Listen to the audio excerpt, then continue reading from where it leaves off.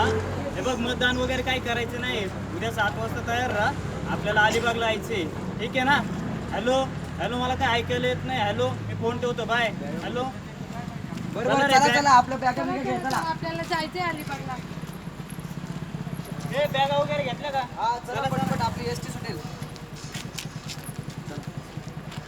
कुठे निघाले तुम्ही? कुठे म्हणजे काय? पिकनिकला.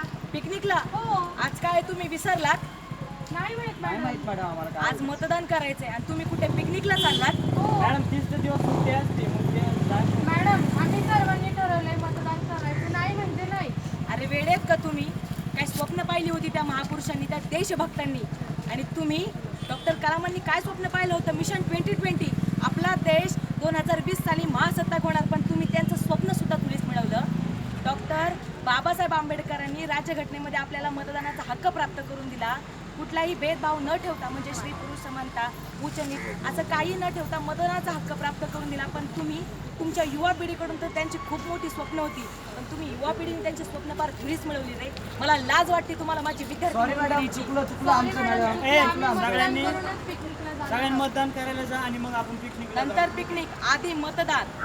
कळलं? ठीक आहे मॅडम. चालेल मॅडम. म्हणून बनसोडा